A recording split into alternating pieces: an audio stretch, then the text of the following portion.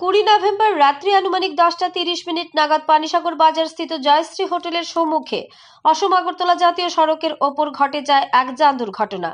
ঘটনার বিবরণে জানা যায় যে কাঞ্চনপুর থেকে নোয়াগাং স্থিত ক্রেশার থেকে চিপস পাথর আনতে যাওয়ার পথে TR01AQ1616 নম্বরের একটি ডাম্পার গাড়ি ওই এলাকায় পৌঁছলে রাস্তা পারাপার হতে যাওয়া এক পথচারীকে ধাক্কা মারলে ঘটনাস্থলেই আহত হয় পথচারী। বাজারে উপস্থিত জনগণ খবর পাঠায় পানিসাগর অগ্নি নির্বাপক দপ্তরে। খবর পেয়ে পানিসাগর অগ্নি নির্বাপক দপ্তরের কর্মীরা ছুটে এসে আহত পথচারীকে নিয়ে যায় পানিসাগর মহকুমা হাসপাতালে। অপরদিকে ডাম্পার গাড়িটিকে আটক করে তুলে দেওয়া হয় পানিসাগর পুলিশের হাতে।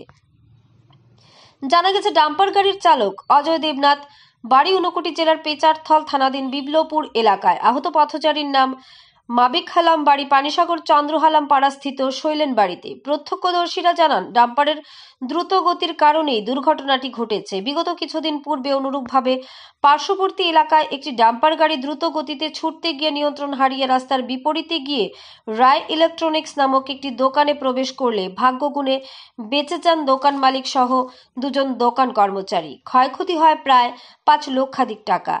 ঠিক অনুরূপভাবে বিগত প্রায় 4 মাস পূর্বে পানিসাগর মধ্যবাজার এলাকায় একটি ডাম্পার গাড়ি রাস্তার উল্টো পাশে গিয়ে নিয়ন্ত্রণ হারিয়ে একটি চলন্ত স্কুটিকে সজোরে আঘাত করলে ঘটনাস্থলেই গুরুতর আহত হয় স্কুটি চালক রিপন দাস সহ ওর এক দোকান কর্মচারী। এদের দুজনের আঘাত এতটাই ছিল তাদেরকে দীর্ঘ প্রায় 2 মাস গুয়াহাটিতে চিকিৎসারত থাকতে হয়েছিল। এছাড়াও পানিসাগর থানাধীন বিলথই পার্কিং এলাকায় একটি ই-রিকশাকে আঘাত করলে ই-রিকশা চালক সহ বেশ কয়েকজন যাত্রী মারাত্মকভাবে আহত হয়েছিল।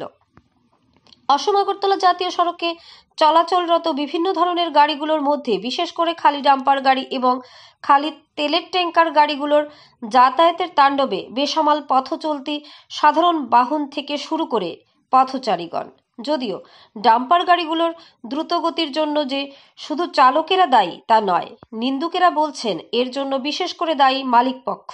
অধিক টাকা উপার্জনের লক্ষ্যে একটি ডাম্পার গাড়িকে প্রতিদিন 2 বার করে আগরতলা থেকে চুরাইবাড়িতে আসতে হয়। স্বভাবতই একটি গাড়ি দিনে 2 বার ছুটতে গিয়ে এই বিশাল পরিমাণ দূরত্ব অতিক্রম করতে বাধ্য হয়েই মাত্রাতিরিক্ত গতিতে ছুটতে গিয়ে দুর্ঘটনার শিকার হচ্ছে। বিগত প্রায় বৎসর যাবৎ অসম আগরতলা জাতীয় সড়কের চুরাইবাড়ি থেকে কুমারঘাট পর্যন্ত জাতীয় সড়কের বেহাল দশা। বহিরাজ্য থেকে মাত্রাতিরিক্ত পণ্যবাহী লরি যাতায়াত করতে গিয়ে জাতীয় সড়কের 12টা বাজলেও রাজ্য পুলিশের নিষ্ক্রিয়তা নিয়ে প্রশ্নচিহ্ন দেখা দিয়েছে। পণ্যবাহী লরিগুলোকে ওভারলোডের নাম করে 2 পয়সা কামাইয়ে ব্যস্ত একাংশ পুলিশ কর্মীদের কারণে জাতীয় সড়ক নির্মাণের নির্ধারিত সময়ের পূর্বেই সড়কগুলো বেহাল দশায় পরিণত হচ্ছে।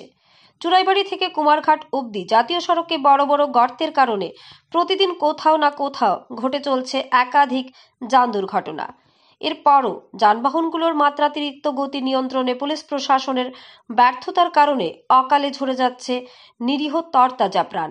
তাই বিশেষ করে খালি ডাম্পার এবং খালি তেলবাহী ট্যাঙ্কার গাড়িগুলোর চলাচলে গতির নিয়ন্ত্রণ আনতে রাজ্য পুলিশ প্রশাসন